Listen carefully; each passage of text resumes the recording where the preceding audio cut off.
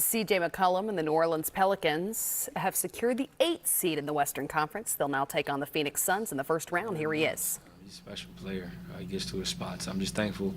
Obviously, I get to play alongside him, and I'm happy about that. But I'm glad the world gets to see, how good he truly is. I think oftentimes, if you don't make the playoffs, people kind of forget about you or underestimate your talent.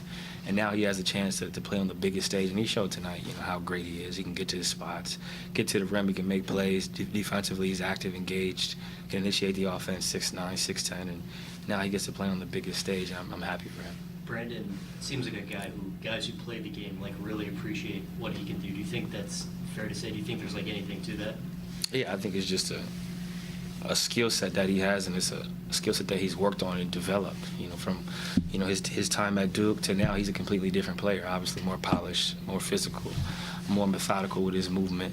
Dribbling into his spots. The footwork, finishing around the basket, and his playmaking. I think his IQ has kind of elevated and evolved, and I think now you're kind of getting the best version of him every night. You're starting to really see the work ethic and everything that he's done up to this point, coming to fruition. All right, let's go to Zoom. Hey, CJ, we couldn't hear your first two answers, so I apologize if this was one of the ones that was asked. But as a vet, when the Clippers are kind of throwing that punch, obviously we kind of heard what Willie was saying in the huddle. What are you trying to say to those guys, or what are you trying to do in those moments to try to settle the team down and into the fourth quarter to kind of get things back on track? Normally I'll be talking a lot, but I'm battling some stomach issues, so I didn't really talk a lot. I was just trying to catch my breath. But normally, I would just tell the guys to understand it's a long game. I think I talked about it before the first playing game. We're going to be up, we're going to be down, they're going to go on a run, we're going to go on a run. It's more about how we respond to it, and I think we definitely responded well.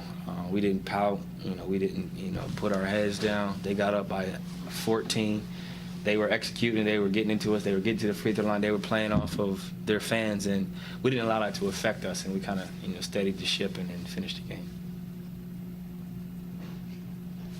Yeah, CJ, just what did you think about the way the guys responded in that fourth quarter after, that punch that the Clippers delivered in the third, and just being able to march your way back and get back into it late in the game?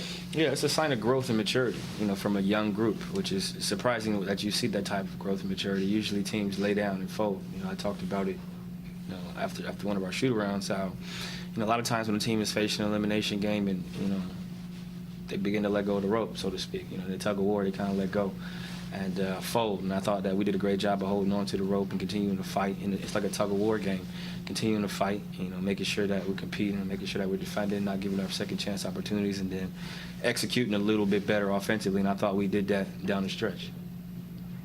And it wasn't just a young team kind of in this moment. It was a young coach, right? This is Willie's first experience doing this. And he said kind of matching wits with Ty Lue in that second half felt like a heavyweight fight at some point. Just, what did you think about the way he kind of rose to the moment in that fourth quarter and matched the adjustments Ty Lue was throwing at you guys? I thought he handled himself well.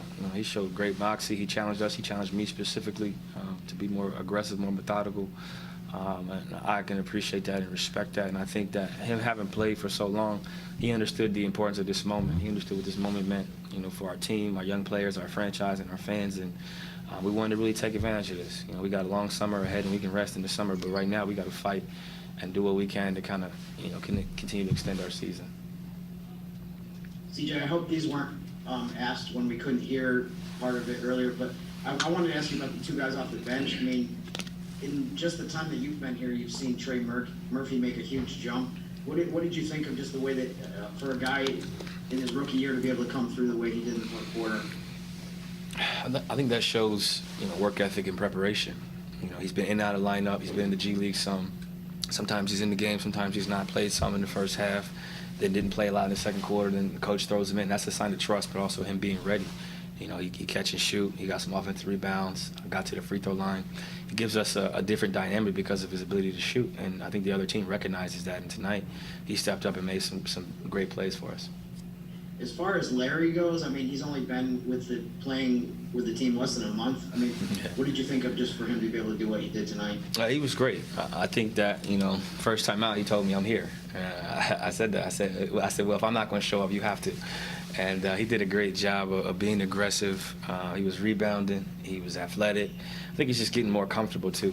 Understanding that he's coming off an injury. Where he wasn't able to practice. He learned a new offense, new city. We're both away from our families, so there's a lot of different variables that make this transition difficult. And I think he's kind of settling in, finding his rhythm, finding his basketball rhythm, and getting more comfortable playing in space. And tonight he was huge. Without him, we don't win this game tonight.